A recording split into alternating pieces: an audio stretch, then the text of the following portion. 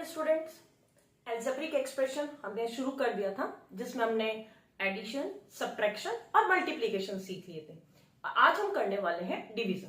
तो फटाफट से अपनी कॉपी पेन निकालिए और शुरू करते हैं हम डिवीजन। तो डिवीजन में जो सिंपल पहले जो क्वेश्चन है, जैसे अगर आपको दे रखा है यहाँ 51x³ y² z is divided by 17xyz, इस तरह से। अब यहाँ पे एक ही टर्म है, ये कितनी एक टर्म और ये भी टर्म एक है और आपको डिवाइड करना है। तो सबसे पहले हमने इसको लिखा न्यूमरेटर में और इसको लिखा एज अ डिनोमिनेटर। अब अगर ये कैंसिल हो रहे हैं तो आप इनको कैंसिल आउट कर दीजिए। जैसे 17 से मैंने 51 को किया तो ये 3, तो यहां हो गया 3। अब देखिए यहां x³ है और ये x है। अगर आपने एक्सपोनेंट्स वाला चैप्टर किया है तो आपको पता होगा कि जब हम डिवाइड करते हैं और बेस सेम होता है तो पावर सब्ट्रैक्ट हो जाती है। अगर आपको ये भी नहीं आता तो आप क्या कर सकते हैं, जैसे यहाँ x कितनी टाइम है, 3 टाइम, तो हमने यहाँ पे भी x को 3 टाइम लिख दिया, ठीक है। और यहाँ y कितनी टाइम्स है, 2 टाइम, और ये z 1। और डिनोमिनेटर में हमारा हो गया ये x, y और z। अब आप एक x से x कैंसिल, एक y से y कैंसिल और एक z से एक z कैंसिल, तो हमारा आंसर आया 3x², ये y। तो ये आंसर हो गया। अगर आप चाहते हैं, अगर आपको एक्सपोनेंट वाला आता है तो आप डायरेक्ट यहाँ पे देखिए ये पावर 3 है और डिनोमिनेटर में पावर 1 है, तो हम क्या करेंगे 3 की पावर -1 कर देंगे तो 2 आएगा। यहाँ y की पावर कितनी है, 2 है और डिनोमिनेटर में 1, तो -1 किया तो ये 1। आपको जो इजी लगे उस मेथड से आप कर सकते हैं। एक और क्वेश्चन देखते हैं। जैसे अगर आपको दिया हुआ है 76x² y² is divided by 19x² y3z। अब इस तरह से, तो वही हमने इसको लिखा 76 इंटू x²। आप चाहें तो एक्सपांड करके लिखिए, आपको इजी लगे जैसा आप क्वेश्चन करिए। और डिनोमिनेटर में हो जाएगा 19 into X into X, Y into Y into Y into Z. एक और तरीका एक्सपोनेंट वाला भी आप यूज कर सकते हैं। अभी हम सिंपल सीखने के हिसाब से कर रहे हैं। तो यहाँ 19 को कट किया, टेबल पता है, नहीं तो मल्टीप्लाई करके देख लीजिए, 4 टाइम्स आता है। तो ये 19 की टेबल में 4 टाइम्स 76। अब यहाँ एक x से x कैंसिल, ये x से x कैंसिल, यानी 2 - 2, क्योंकि यहाँ पावर कितनी है x की, 2, और यहाँ पे भी x की पावर कितनी है, 2, तो डिवाइड में पावर सब्ट्रैक्ट होती है, 2 - 2 0, तो यहाँ x नहीं आएगा।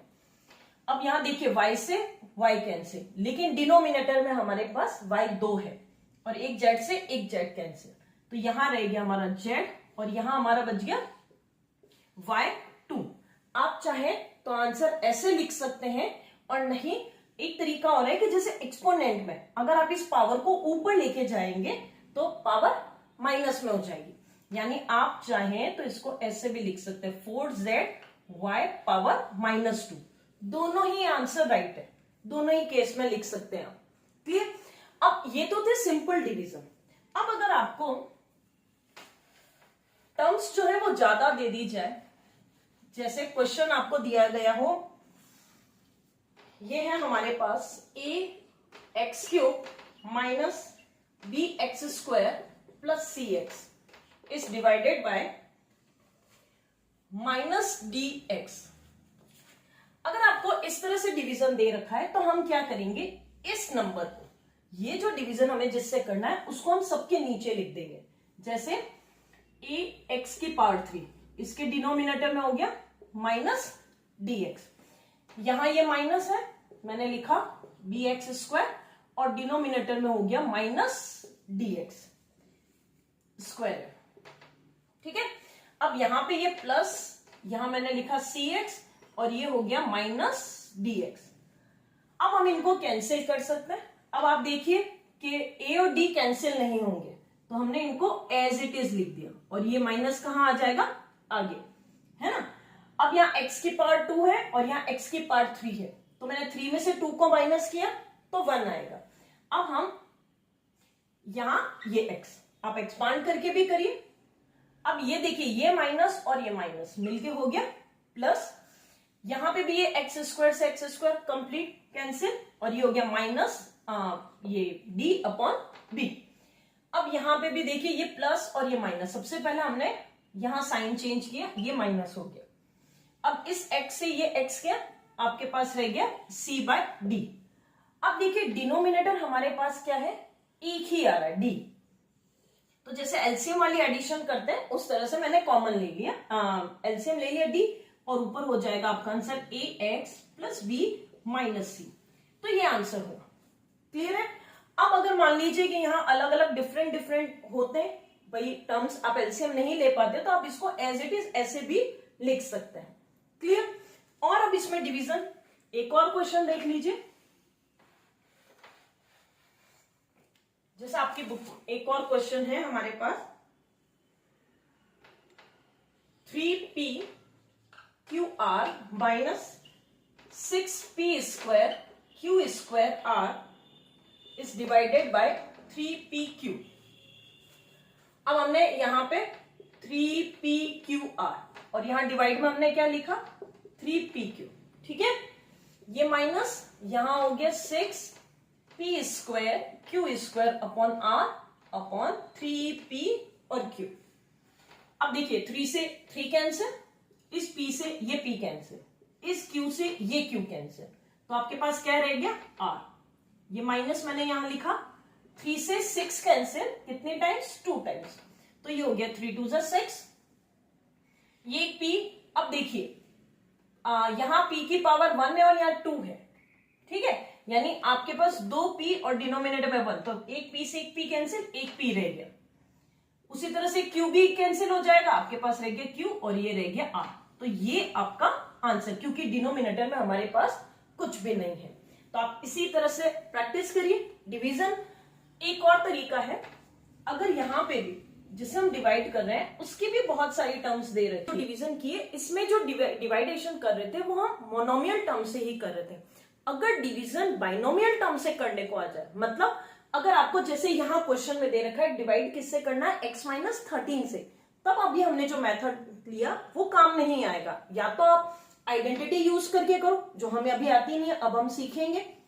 अगर आइडेंटिटीज नहीं है, आती है आपको और आपको इसको डिवाइड करना है, तो कैसे करेंगे। देखिए ये जो x², ये मैंने यहां लिख दिया x² माइनस 22x प्लस 117, इसमें डिवाइड किया मैंने x माइनस 13 का। तो यहां क्या करना है कि इसकी जो पहली टर्म है उसमें इस टर्म का डिवाइड करना है, यहां से भी फर्स्ट और यहां से भी फर्स्ट।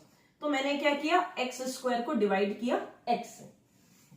अब ये स्क्वायर है, मतलब मैंने 2 बार लिखा, एक x एक कैंसिल, तो आंसर क्या आया x, और वो भी प्लस का, वो यहां मैंने रखा।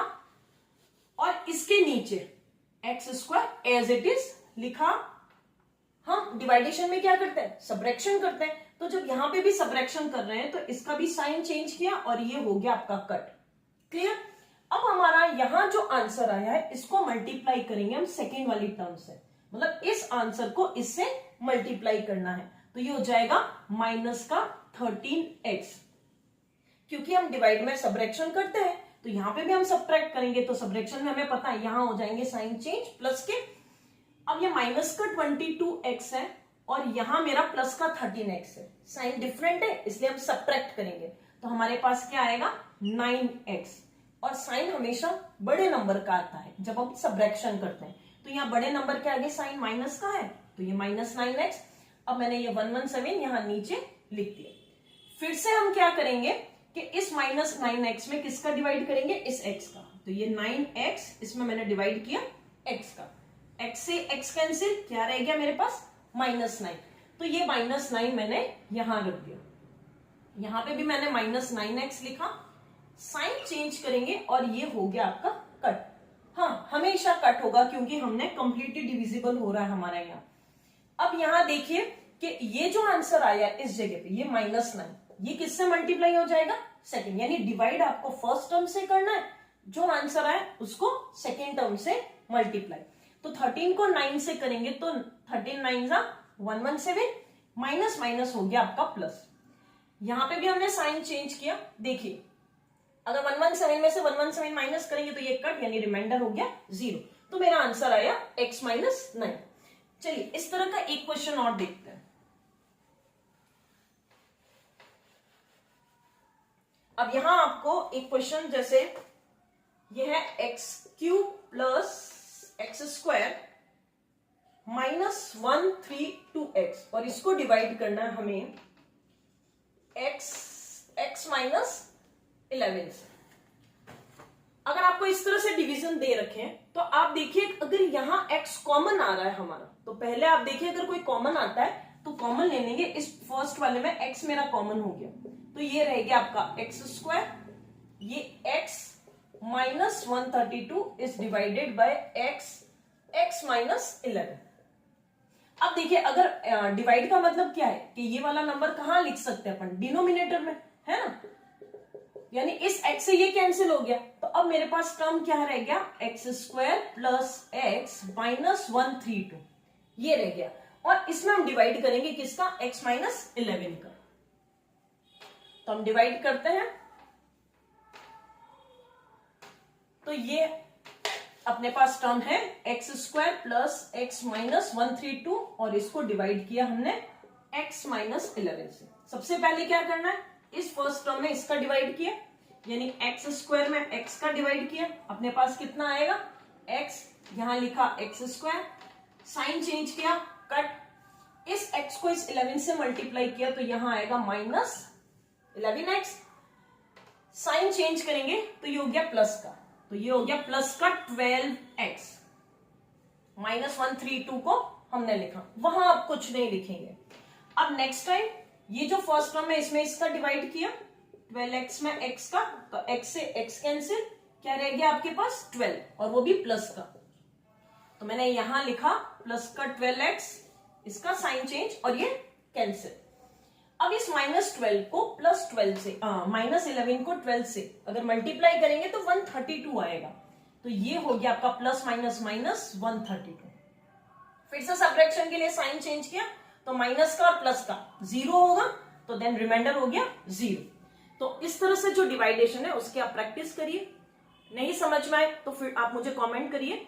और अगली बार हम आइडेंटिटीज के साथ भी डिवाइड करना सीखेंगे, तो उसके लिए हम पहले आइडेंटिटी सीखेंगे। तो नेक्स्ट में हम